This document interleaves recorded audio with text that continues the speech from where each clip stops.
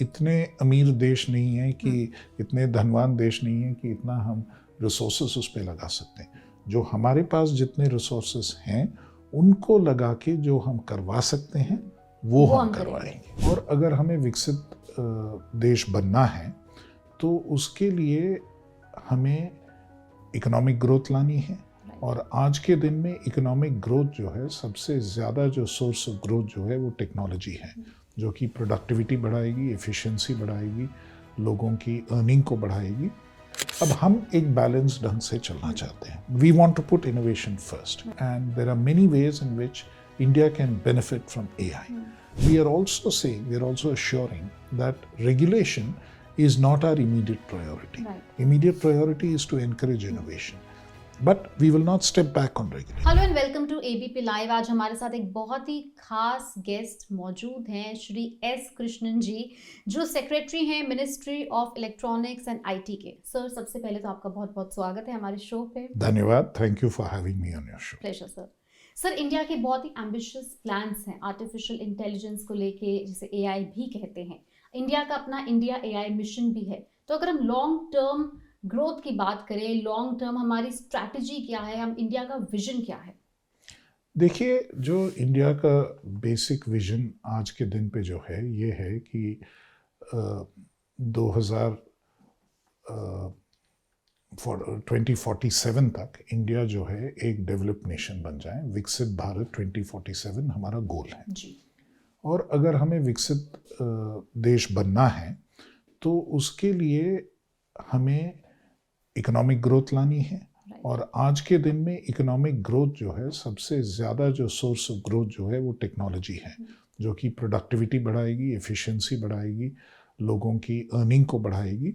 और टेक्नोलॉजी के माध्यम से ही बाकी सेक्टर सब बढ़ सकते हैं। तो हमारा ये जो स्ट्रैटेजी, जो देश का स्ट्रैटेजी है, वो विकसित भारत 2047 का है। उसको अचीव करने के लिए, वहाँ तक पहुँचने के लिए हमें पूरी तरह से टेक्नोलॉजी को यूज़ करना पड़ेगा। सर, आपने शब्द का इस्तेमाल किया टेक्नोलॉजी। टेक्नोलॉजी एक ऐसी चीज़ है जिसके लिए प्रॉपर इंफ्रास्ट्रक्चर होना भी बहुत ज़रूरी है। क्या लगता है आपको कि हमारे पास प्रॉपर इंफ्रास्ट्रक्चर है जिससे हम ऑप्टिमाइज यूज़ कर पाएँ अपनी टेक्नोलॉजी का, बिकॉज हमें एआई में लीडर बनना है?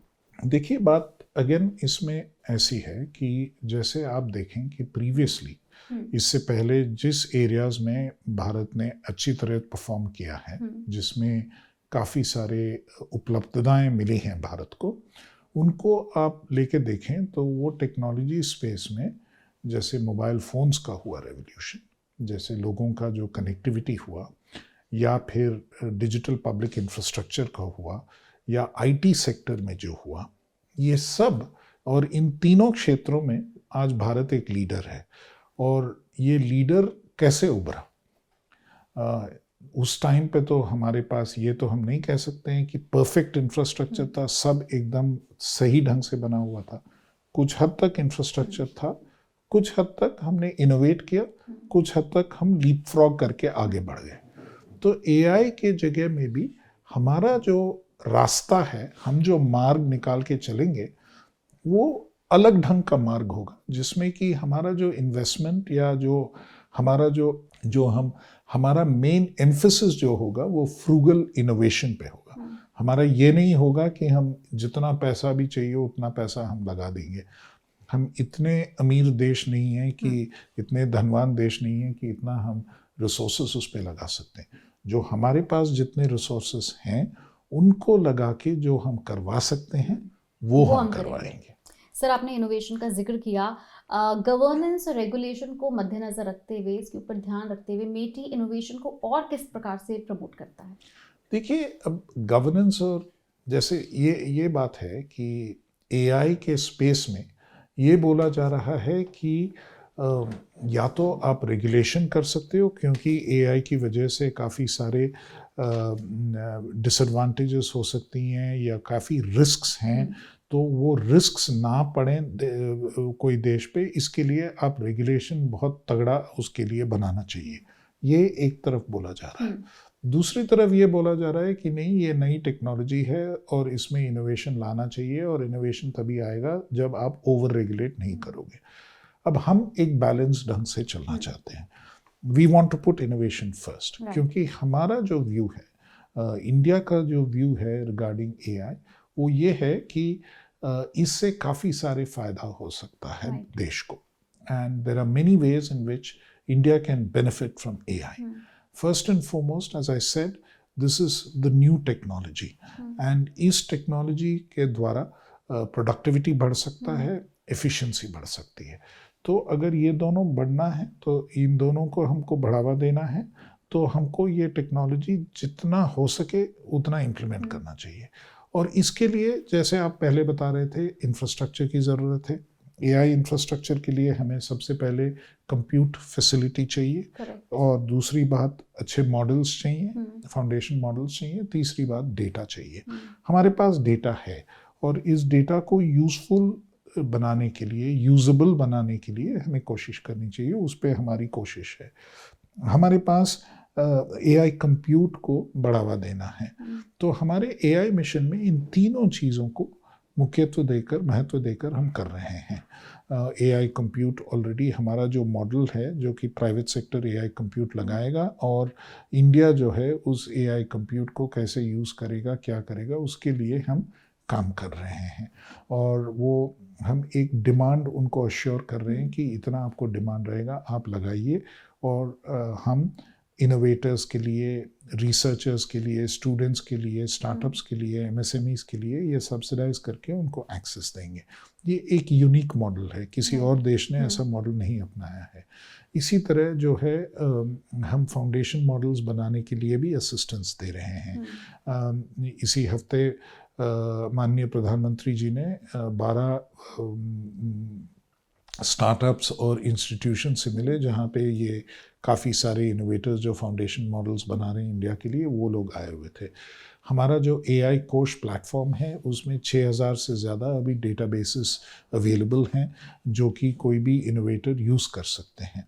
तो इस किस्म से हम जो है, we are providing the base layer of infrastructure for AI.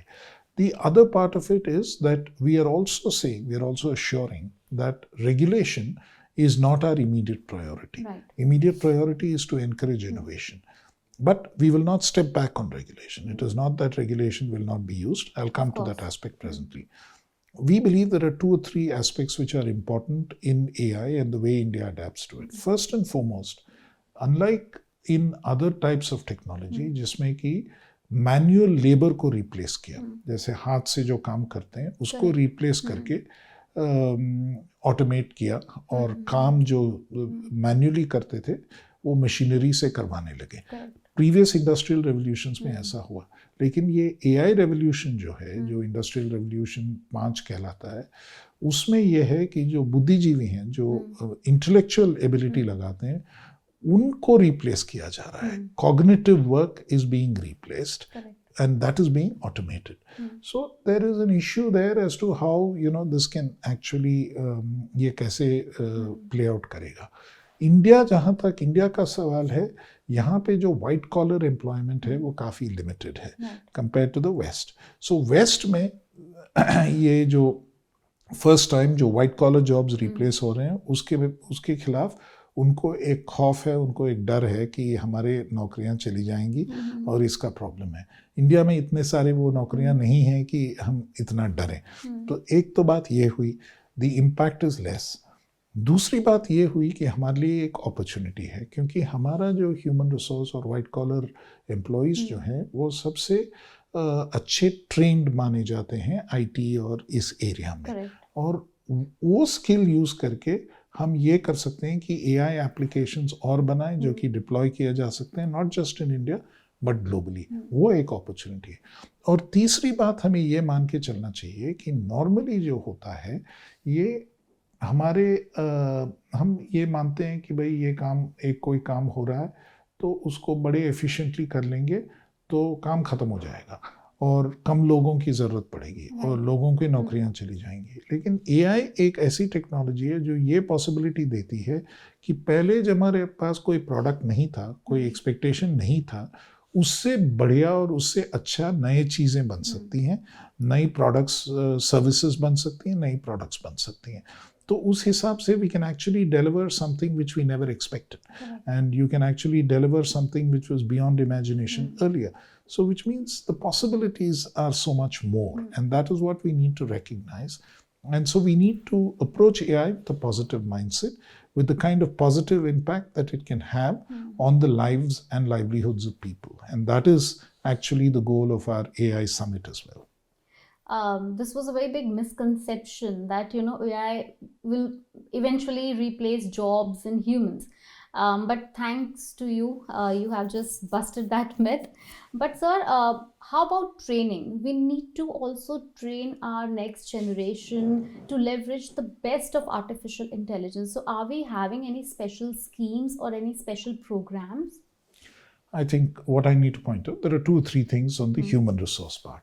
I think the AI Stanford Readiness Report, the Stanford University's AI Readiness Reports, actually rates India as the best skill penetration in AI. So, and from the skilling perspective, or actually the talent of our human resources is the biggest advantage we have in the AI space. I think that is the first an important thing. And in fact, India ranks 3rd in the AI Vibrancy Report behind the United States and China.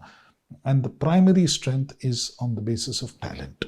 So I think we should we clearly understand our strengths. It's important to know that talent is our biggest strength in the AI space. Correct. But having said that, given the size of our population, you can't have a wide disparity even within India of those who can actually have the talent to use AI, apply AI, and do a variety of things with the AI, and those who don't know anything about it at all. Correct. So we can't afford that situation.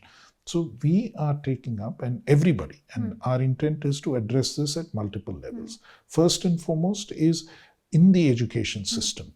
So make AI as part of the school curriculum, make AI as part of the college and university curriculum, and make sure that everybody learns about AI, because it's a horizontal technology which will impact every discipline. Right. It's not as if only those who are studying computer science or engineering should know about it.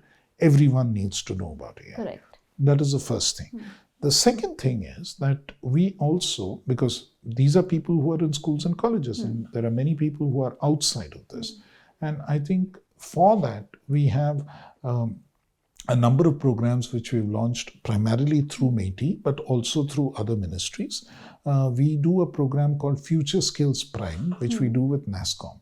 And there what we do is training and retraining and upskilling people with AI skills, which is a huge new development that we're doing, and I think that is significant. That's brilliant. Likewise, we have other programs which METI also does. We have an institution called NILIT, and NILIT has recently launched something called the NILIT Digital University Platform. NILIT annually reaches more than 1 million students and trainees across India, particularly in those states where other forms of education in electronics and information technology are not available. For instance, they have 20 centers in the Northeast. Out of their 55 centers, 20 are in the Northeast.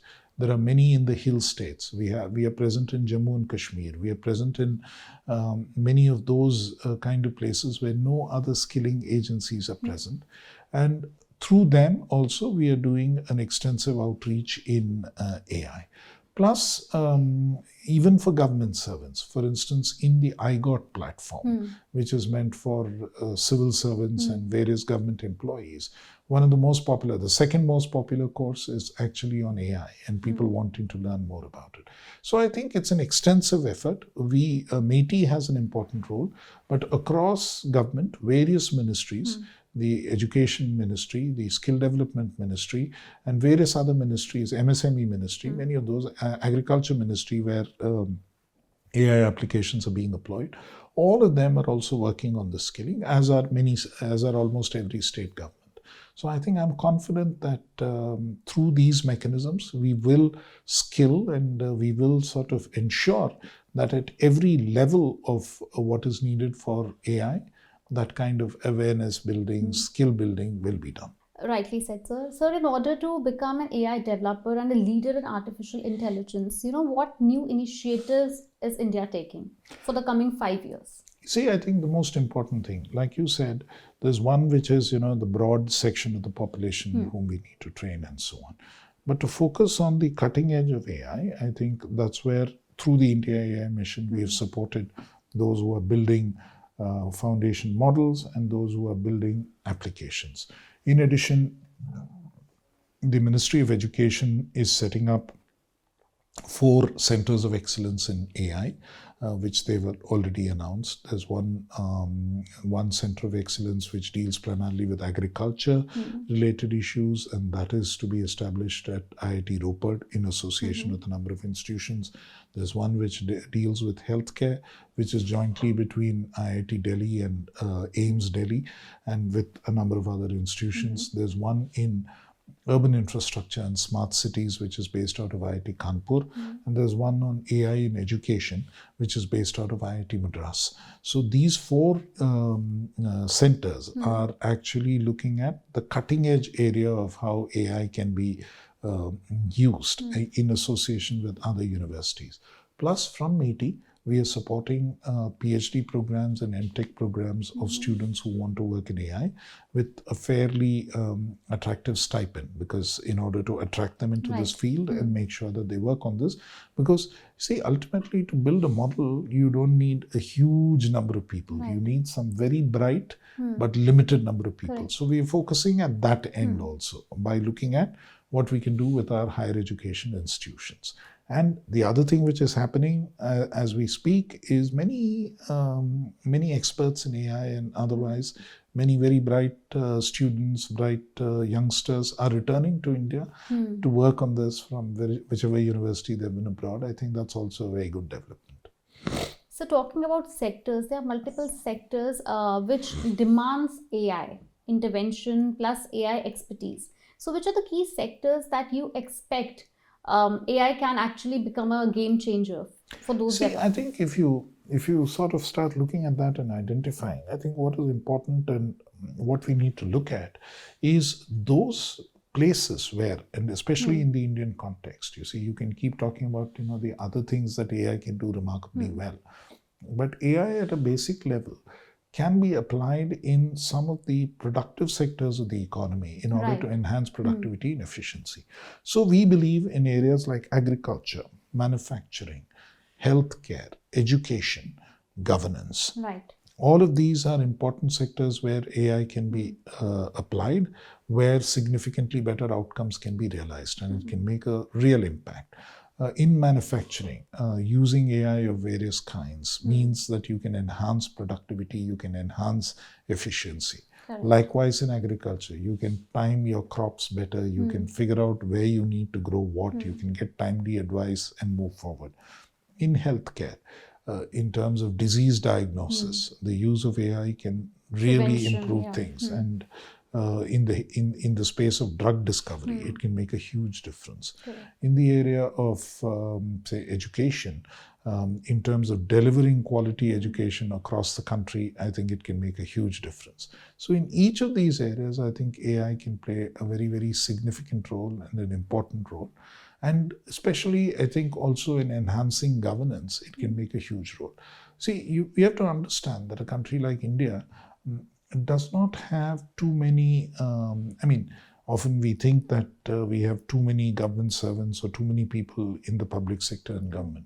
It is really not true, because if you compare on a per percentage population basis, I don't think India has too many policemen, India doesn't have too many nurses, India doesn't have too many teachers, India doesn't have too many doctors. These are all, there's a requirement for people in each of these spaces. And sometimes, given the state of public finances, of state governments, of Government of India, it's difficult for them to hire so many people, engage so many people on the basis that what you need.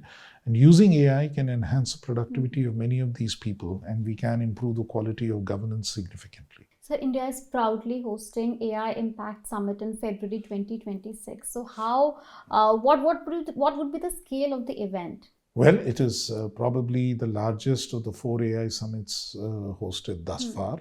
We are expecting more than 100 countries to participate. we are expecting about 15 heads of government, between 12 and 15 heads of governments to be there. We are expecting about 45 to 50 minister level representations from countries. We are expecting at least about 40 to 50 CEOs of leading global companies, Indian companies, to be participating. In addition, nearly about 500 prominent figures in the AI space, whether they are innovators, researchers, CTOs, people of that stature, they would all be there. We are showcasing about 400 startups. We are showcasing other major companies as to what they're doing in the AI space. There are close to about 600 side events to be held alongside the main events which will be held. So you can expect a very, very large show. And what are the outcomes that we're expecting from the event? The outcomes primarily, I think, internationally, there's a feeling that we need to converge on what the world expects the direction that AI should take. Currently, I think globally, that understanding is a little divided. We are hoping that this summit will provide an opportunity for a number of countries to get together, and also international organizations. For instance, the Secretary General of the United Nations is expected to attend. We are expecting about 6 or 7 heads of international organizations to be present. So all of this will build some kind of a consensus on how the world intends to approach various areas regarding various issues regarding AI. And our goal, which the Prime Minister has clearly articulated, is also inclusive technology and democratization of technology, which means that this technology needs to be available to everybody in every country, and especially in the global south. So I think to push forward that vision and to make it something which is which becomes truly inclusive, because you have to note that this is the first time that a country of the global south is hosting the AI summit. Correct. So the expectations are also very high. So are there any major announcements or maybe MOUs or revelations that are going to happen? See, I think the important thing you need to understand about this is that this is not an investment summit. That's correct. Right? And so there are not going to be MOUs and somebody announcing saying we are putting down so much money. They may, some people may talk about some of what they are doing. But that's not what we are targeting. And it's not about coming and making announcements about investments. That's not our primary goal. Our primary goal is a clearer understanding of AI, how AI will evolve and how AI will be used to create positive impact in the world, and how each player who's involved in this and every stakeholder who's involved in this, what their roles will be and how we expect this to play out in the days to come. So since our vision is to become an AI leader and not just a follower, so how do we ensure that we maintain a positive momentum in the startup ecosystem, that okay, fine, we are the leaders in AI, we are developing businesses, we are developing startups, which will tomorrow lead in the artificial intelligence globally? You know, when I was in response to one of the earlier questions, I had pointed out that India has the potential to actually become the application or use case capital in the world. Right. Let's understand this. Today's leading AI companies are all those companies who are either creating the infrastructure in terms of, you know, the processors and servers and so on, or those who are building those big models, or those who are doing the big data centers. Right? These are the three categories of companies who are sort of really looking like the leaders in the AI space. Right? But eventually, when AI has to have an impact, and the people who will make money off of AI are those who are going to develop the applications and deploy them, the use cases. And that is where I think India has an advantage. We are an IT powerhouse. That's correct. And ITES companies, today the risk is that, you know, the programmers and coders could lose their jobs at one level. But if you look at it at another level, they are the guys who are best positioned to create AI applications. Correct. Right? And if they create those applications and they are able to deploy them, and deploy them not just in India, not just for the government, but for the Indian private sector for the global economy, then I think that's a huge opportunity, and that is where we can actually lead. Correct. And that is where the opportunities exist both for our companies and for our startups, because startups are much more nimble, and many of them are building all these wonderful applications already. And that is one big opportunity. They'll have to showcase what they're doing. Sir, IT itself is a sector, and with the correct penetration and deep penetration of AI, where do you see this sector going in the next 5 to 10 years? Let's say 2035 or 2047. You see, this is the same question that I asked myself when I came to this ministry, saying, how big is India's digital economy? Right. Okay. So we had a study done by the Indian Council for International Economic Research, ICRIER, saying that, can you estimate the size of India's digital economy? Because there are no clear estimates. So what they found in their study was that the digital economy, they adopted a definition which broadly covered the entire ITES area, the electronics area, which goes directly into the space, and some of those sectors which are primarily digital, right? But they did not cover those sectors which are enabled by digital tools. They left that out because their primary job is something else. Digital tools are used everywhere. And they found that about, say, 10 years ago, the size of the digital economy was about 6 to 7%. In 23-24, for the year which they used as a base, it had gone up to almost about 13%. And it's growing at twice the rate of the rest of the economy, which means by about 2030, it will be almost 20%, 1/5 of the economy. So the rate of growth of the digital sector has been significantly faster than the rest of the economy, whether you take electronics or whether you take the other applications of it. And I expect that it will continue to grow. It's what is going to drive India's growth to a Viksit Bharat by 2047. 2047. So you just mentioned that this is a question I'm asked myself. Each and every leader have their own goals and own visions. So what are your personal goals towards, of course, developing this digital economy? Everybody have their own personal goals as well. Look, I'll be honest. I mean, I'm a civil servant and I have limitations of how far I can push this.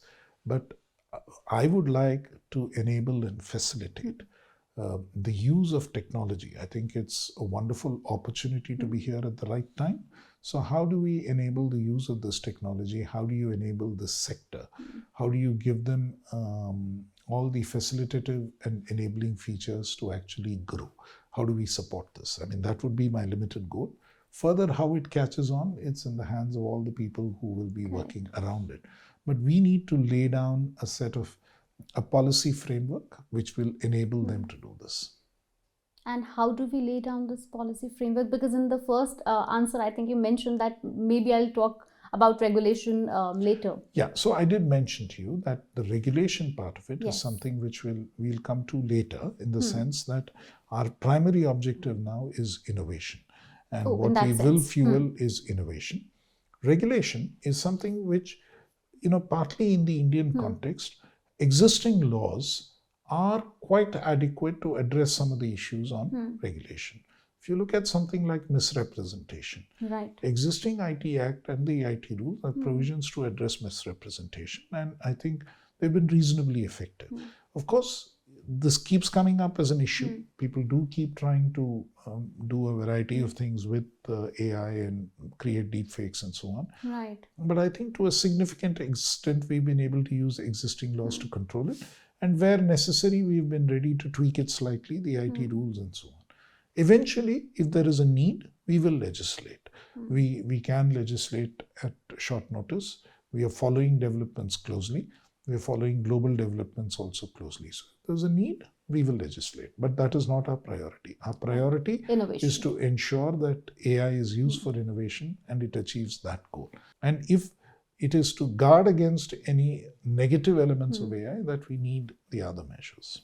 Why I mentioned this, because there's a thin line between using AI and misusing AI. And that is why, as you mentioned, that we will someday we will need regulation. True, but as you and see, when required. As and when required, but some elements of it are already in place. See, Right. what are the risks of AI? One is we talked about deepfakes and image representation. Another is how do they use data? Correct. So how do they use personal data is one thing. So the DPDP Act is in place. The Digital Personal Data Protection Act is in place. So that gives some protection in the way that personal data can be used in the AI world. Likewise, what about copyrighted information? You belong to a media house. Right. Media houses have concern as to how their content is being used by AI entities. Recently, the Ministry of Commerce and Industry had a committee which has brought out a working paper on what they think would be a framework by which the issues of copyright and intellectual property and AI can be dealt with. That paper will be out for consultation. We'll take note of industry feedback and then figure out how to go forward on that. So these elements, some of these elements of legal provisions are already in place. We had a committee which MeitY had appointed under the principal scientific advisor to advise on what the AI governance framework for India should be. Right. And very wisely, the committee has advised us saying that please try and use existing laws to the extent possible. Don't rush into legislation. Innovation should be the first option. Of course. And that is what we work towards. Use existing provisions to the extent possible.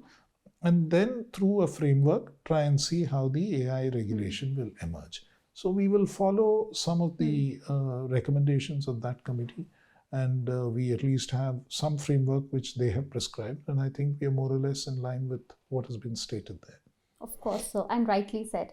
And we wish you all the luck for the upcoming AI Impact Thank Summit. you very much. Thank we you. We hope to be there. And you should be there. So. Of course we will. And thank you, sir. It was such an insightful session.